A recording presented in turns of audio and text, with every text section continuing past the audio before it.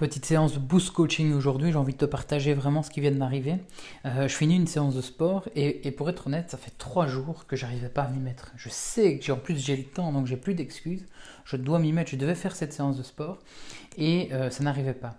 Et aujourd'hui, là maintenant que finalement je suis passé à l'action, j'ai remarqué qu'il y avait 2 étapes qui font qu'on ne va plus procrastiner. Et en fait, ce déclic, je l'ai eu il y a quelques mois, où je suis allé suivre une conférence d'un coach qui était coach sportif et qui aidait les entrepreneurs à utiliser les stratégies de sportifs pour développer leur business. Et à la fin de la conférence, je le trouvais et je lui dis, bah écoute, moi à l'époque j'étais nageur haut niveau, je faisais de la natation de très haut niveau et la natation me fait du bien. Mais là aujourd'hui, je n'arrive plus à m'y remettre parce que je me dis, ok, il faut que je me fasse mal pour que ça redevienne un plaisir, etc. Et là, il m'arrête et il me dit non. Le problème, c'est que tu penses que tu dois te faire mal. Imagine-toi, mets-toi dans un état d'esprit où c'est positif de faire ce que tu as envie de faire. Et donc c'est ça la première étape, c'est quand vous avez une tâche à réaliser et qu'on ne sait pas trop et qu'elle nous ennuie, etc., pensons au résultat final. Ici, c'était la séance de sport. Bah, dans ma tête, je pensais, ok, le jour où j'aurai fait un peu de sport, je vais retrouver une bonne santé, je vais être bien dans mon corps, etc. Ça, c'est vraiment se mettre au résultat, à l'objectif final. Pareil dans ton business. Dans ton business, il y a une tâche que tu dois faire, mais pense au résultat qu'elle pourrait avoir derrière. Donc ça, c'est vraiment la première chose, c'est de visualiser l'objectif de la tâche que tu n'arrives pas à faire.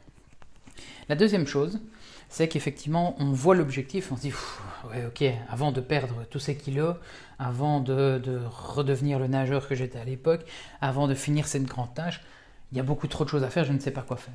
Et donc le deuxième conseil, la deuxième étape à réaliser, c'est de se mettre une première action, toute facile, une petite action qui va faire en sorte de te mettre un pas en avant vers cet objectif, vers le passage à l'action de cette activité.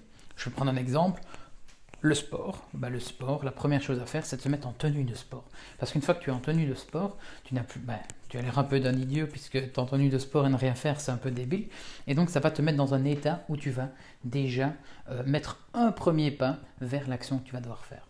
Donc c'est ça que je voulais aujourd'hui te partager, c'était pour comment stimuler sa motivation et casser la procrastination.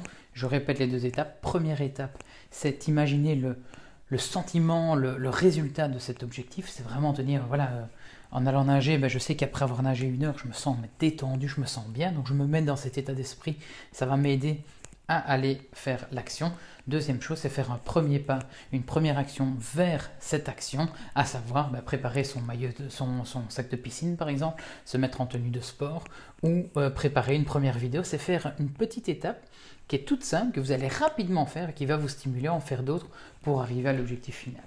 Voilà aujourd'hui ce que je voulais partager avec toi. C'était ces 2 étapes pour être motivé à réaliser une tâche pour éviter la procrastination. À très vite.